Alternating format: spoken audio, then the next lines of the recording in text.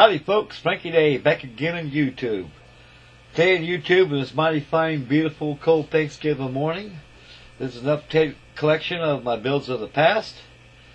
This is an Aurora 1957 kit of the Aurora P6E Hawk. Now the P6E Hawk, in my eyes, is probably one of the most colorful and most popular aircraft of the Army Air Corps that era from 1935. This aircraft first entered service as early as 1935 as a pursuit ship for Army Air Corps. General Hap Arnold wanted to advance his Air Corps by using a modified biplanes of that era. So, from 1936, fellas, we're still in the biplane era, but it was as the 1930s progressed until as early as the 1940s, we had a lot of monocoque and monoplanes that were on the drawing boards and also being flown. And this right here is represents the early aircraft of aviation in the 1930s. The 1930s was the most colorful bygone age of aviation in the history of the airplane itself, because they had such beautiful looking colors. They had some colors in early Army Air Corps. They had blue fuselages, chrome yellow wings. Some had olive drab, and some even had this plain aluminum. And this aircraft here is a pursuit ship. It was probably from Randolph Field in Texas, and it trained many men. This airplane has never seen combat, but it was excellent, good trainer for a combat. It was fitted with two 30 caliber machine guns that were synchronized with a Hamilton standard 3-bladed prop. I believe the motor on it was a Liberty engine. It was used. It was all water cooled injection, and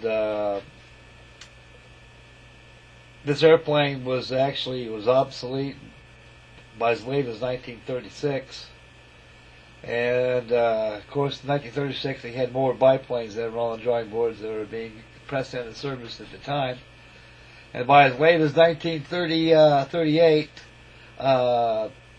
The first monoplane that was ever built was the F-2A Brewster Buffalo, and that was adapted by the United States Navy. They used that as a shipboard fighter until it was obsolete by 1940.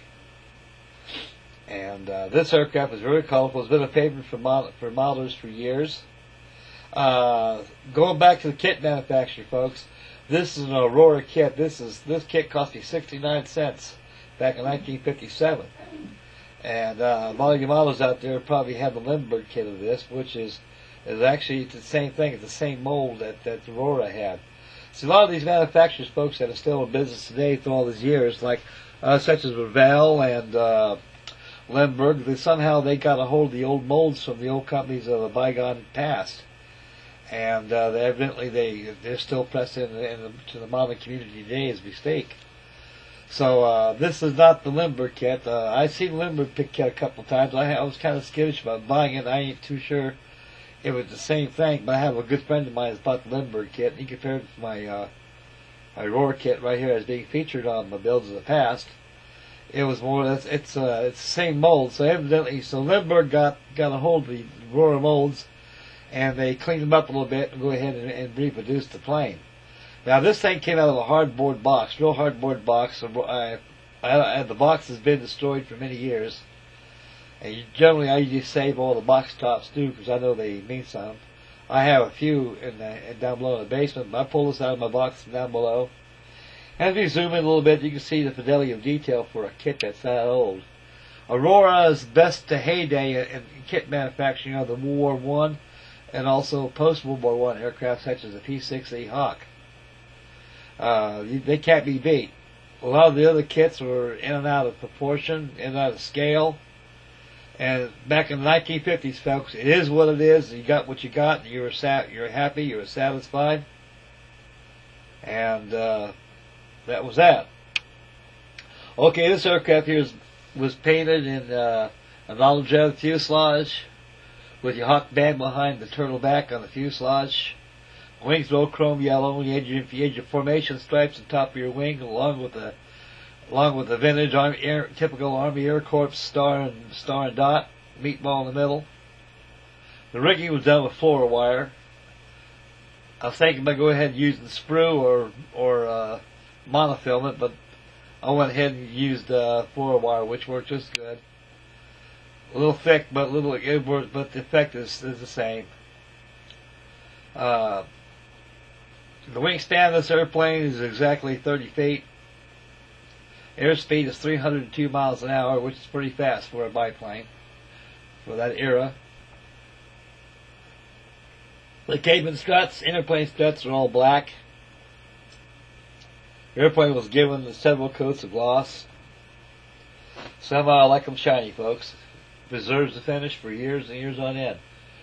Matter of fact, this is the first time this airplane's ever seen daylight since probably as early as 1960. So going back to the kit manufacturer Aurora made a very, very big line of 1/4 inch scale kits. They were the first company that introduced a 1/48 scale. Well, there's your shooting right there. Give me a thumbs up of approval, and everything's fine. So that's that on my builds of the past, folks. On my Curtis P6E Hawk. The only difficult construction on this kit was the top wing. It was a bear, folks. You had to make sure those cabin struts, interplane struts, are actually made into the top wing before you glue the top wing on. You got to let the assembly dry for at least 24 hours so you can be able to put that top wing on. Because biplanes, top wings are very bare, especially this one. There's not much to keep that wing up, folks.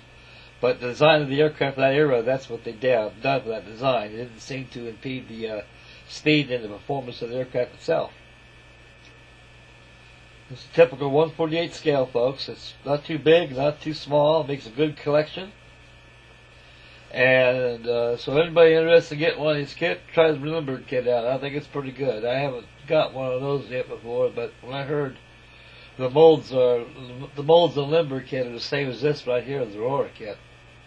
And the Aurora Model Aircraft Company went out of business back as late as 1966 and haven't heard from since. I'd like to wish everybody a good, happy Thanksgiving, and thank you for tuning in, folks. And also, may God bless and have a speedy recovery for our Freddie Durante. Make sure the surgery comes out real good. It's good to hear from him. So you boys all take care, folks, and may God bless. Bye, boys. Have a nice Thanksgiving. Bye now.